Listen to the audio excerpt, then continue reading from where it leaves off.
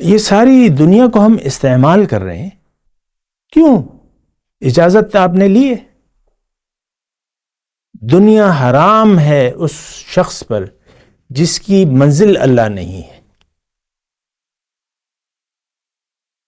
یہ قرآن کے الفاظ ہیں، میرے نہیں ہیں۔ تو ہم نعمتیں یہ دیکھ رہے ہیں، سب کچھ ہو رہا ہے، یہ کیوں ہو رہا ہے؟ یہ ایک سوال تو بنتا ہے، میں کون ہوں؟ کب تک ہوں؟ پہلے نہیں تھا، اب ہوں، اب پھر قبر میں جانے والا ہوں۔ یہ کیا زندگی ہے؟ بعض اوقات تو لوگ اس پہ ڈپریس ہو جاتے ہیں، جو میں سنتا ہوں، مطلب یہ سوچتے ہیں بس یہی زندگی ہے۔ اب زندگی کیا ہے؟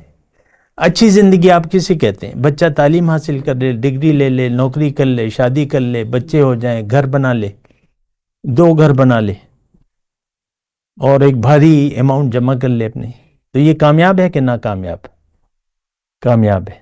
یہ غلطی ہے ہماری۔ اللہ اکبر، اللہ اکبر، اللہ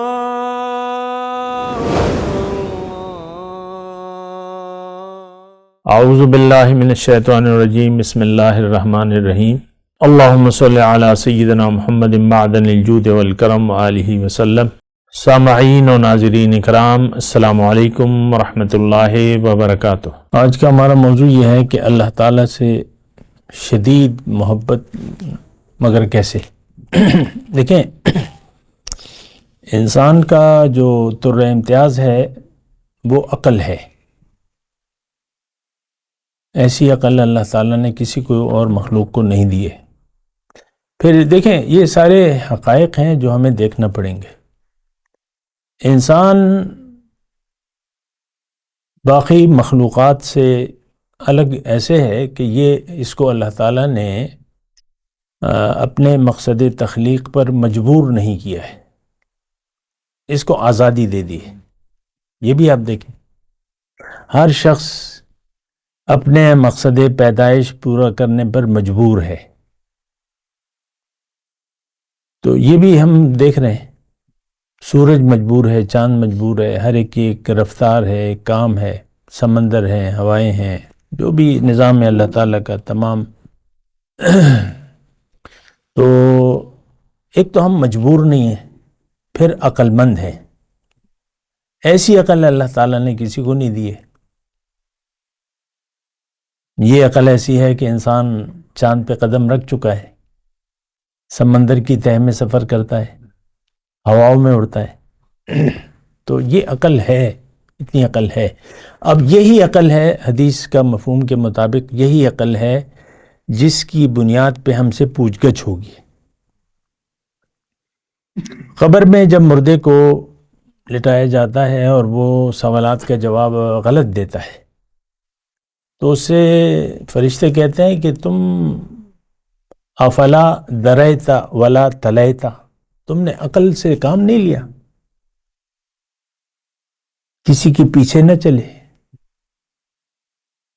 تو یہ بھی ہمارے پاس، یہ دونوں کام تو ہم نہیں کر رہے، نہ ہم سوچ رہے ہیں اور نہ ہم کسی کا اتباع کرنے کے لیے تیار ہیں، اپنی مرضی سے زندگی گزار رہے ہیں۔ تو دیکھیں، اس میں بنیادی طور پہ، خیر میں اپنے سوال کی طرف آتا ہوں، جو موضوع ہے اس کا یہ ہے کہ یہ اللہ تعالیٰ نے، دیکھیں، قرآن میں اپنی نشانیاں بتائی ہیں جگہ بجگہ۔ ان فی خلق السماوات والارض واختلاف اللیل والنہار لآیات لقوم یعقلون۔ دوسری جگہ آیت ہے الذین یتفکرون فی خلق السماوات والارض ربنا ما خلقت ھذا باطلا سبحانک فقنا عذاب النار۔ دیکھیں، بات بالکل مختصر ہے اور سیدھی سادی ہے۔ عقل اگر نہ ہوتی تو یہ ساری باتیں ہم نہیں کر سکتے تھے۔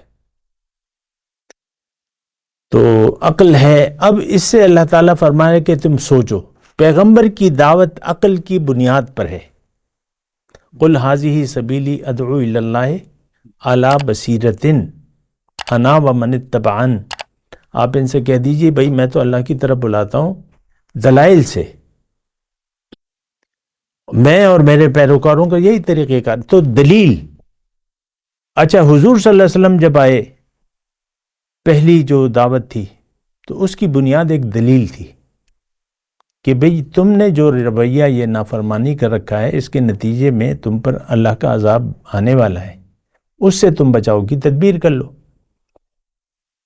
تو دیکھیں آسان الفاظ میں اگر ہم کہیں تو ہر شخص کو یہ سوچنا اور سمجھنا یہ ہماری فطرت میں ہے۔ ہم دیکھیں بچے بعض اوقات ہم ایسی باتیں کرتے ہیں کہ ہم وہ ایک سوچ سمجھ سے بات کرتے ہیں، بچے چھوٹے بچے جو بھی کرتے ہیں جیسے بھی کرتے ہیں، تو یہ ہماری فطرت میں ہے سوچنا اور سمجھنا۔ اچھا جب ہم ہوش کی آنکھ سنبھالتے ہیں عاقل بالغ، تو ہمیں سوچنا چاہیے، عقل سے کام لینا چاہیے کہ بھئی یہ کیا زندگی ہے، کیا یہی زندگی ہے؟ اب زندگی کیا ہے؟ یا عام طور پہ ہم نے جو رویہ اپنا لیا ہے کہ دنیا کو ہم نے حقیقت سمجھ لیا ہے، اس کی کامیابی کے پیچھے درپے ہیں۔ آپ سب اپنے بچوں کو لکھاتے ہیں، پڑھاتے ہیں لاکھوں ہزاروں لاکھوں روپے خرچ کر کے، تو اس لیے کہ یہ دنیا کمائے، بس اور کوئی مقصد تو لکھانے پڑھانے کا نہیں ہوتا۔ دنیا کمائے، ڈگری لے، نوکری کرے، کاروبار کرے، پھر ہم اس کی شادی کر دیں گے، بس یہ جب ہو جا۔ تو دیکھیں اس میں ہمیں سوچنا ہے۔ سورج کو دیکھیں کس کے کام آ رہا ہے، کس نے بنایا ہے، کس کے لیے بنایا ہے، اور یہ ہمارے لیے ہے۔ تمام خلق لکم ما فی السماوات والارض، ساری چیزیں۔ اب صبح میں سبزی کی دکان پہ سے گزر رہا تھا، وہاں ایک اور دکان تھی، تو بلکہ وہ ہمارے ہیں نا مردان میں ہوم پلس ہے، تو اس کے ساتھ سبزی کی دکان بھی ہے۔ تو ایک ڈاکٹر ٹائپ، کوئی پی کیپ ٹائپ پہنی ہوئی تھی، مونچھیں نہ مونچھ نہ داڑھی، بڑے وہ ایک مولی اس نے اٹھائی ہوئی تھی، غور سے وہ دیکھ رہا تھا کہ میں خریدوں نہ خریدوں، کیسی ہے کیسی نہیں ہے۔ یعنی اپنے آپ سے بے خبر اور اللہ کی نعمتوں کو آپ اٹھا رہے ہو، استعمال کر رہے ہو۔ یہ ساری دنیا کو ہم استعمال کر رہے ہیں، کیوں؟ اجازت آپ نے لی ہے؟ دنیا حرام ہے اس شخص پر جس کی منزل اللہ نہیں ہے۔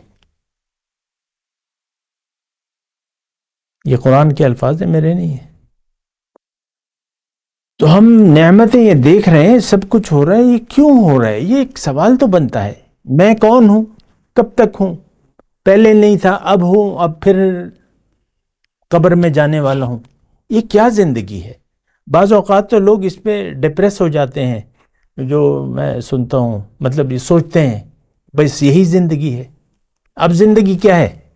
اچھی زندگی آپ کسے کہتے ہیں؟ بچہ تعلیم حاصل کر لے، ڈگری لے لے، نوکری کر لے، شادی کر لے، بچے ہو جائیں، گھر بنا لے، 2 گھر بنا لے، اور ایک بھاری اماؤنٹ جمع کر لے اپنے، تو یہ کامیاب ہے کہ ناکامیاب؟ کامیاب ہے۔ یہ غلطی ہے ہماری کہ ہم نے دنیا کو حقیقت سمجھ لیا ہے۔ نہیں، جو کچھ بھی آپ کر رہے ہیں، سوچ رہے ہیں، سمجھ رہے ہیں، اور جو آپ کی نیت ہے، اس کا اثر آپ کے دل پر ہوتا ہے۔ دنیا کی اگر آپ نے نیت بنا لی تو آپ کا بیڑا غرق ہو گیا، یہ میں واضح طور پہ کہہ رہا ہوں۔ اللہ نے تو آپ کو دنیا کے لیے بنائے نہیں ہے، حضور کے الفاظ ہیں، تمہیں تو آخرت کمانے کے لیے دنیا میں بھیجوایا ہے۔ انتم خلقتم للآخرہ، آخرت تو ہم سے بھولی بھی ہے۔ اب یہ ہے نا کہ اللہ سے محبت، شدید محبت تو تب ہوگی جب آپ ذرا سوچ سمجھ سے کام لیں، اپنے اوپر غور کریں، آپ تھے کیا چیز، ابتدا آپ کی کہاں سے ہوئی؟ ایک ایسا جراثیم جو خوردبین سے نظر آتا ہے، وہ آپ کی حقیقت ہے۔ وہ اگر جسم سے وہ پانی نکل جائے تو غسل لازم ہو جاتا ہے آپ پہ، وہ آپ کی حقیقت ہوئی ہے۔ نطفہ، خلق من نطفہ۔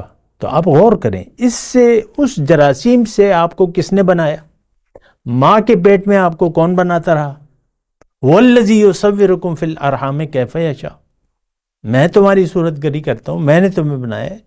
یہ کوئی ایسی بات تو نہیں ہے کہ ماں کے پیٹ سے بچہ نکل آیا، کوئی عام معمول کی بات تو نہیں ہے، خلاف معمول بات ہے، انسان سے انسان نکل رہا ہے، کیوں؟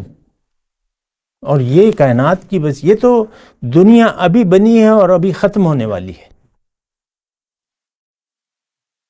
ابھی بنی ہے، ابھی پیدا کی ہے، اب ختم ہوگی، بس یہ ایک تھوڑا سا عرصہ ہے دنیا کا، اس کے بعد یہ کائنات بساط لپیٹ دی جائے گی، یوم نطوی السماء کطی السجل للکتب، تو پھر ایک اور حقیقی دنیا ہوگی۔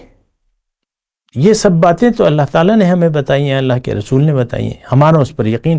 تو دیکھیں خلاصہ کلام یہ ہے کہ آپ سوچیں سمجھیں، سوچ سمجھ سے کام لیں،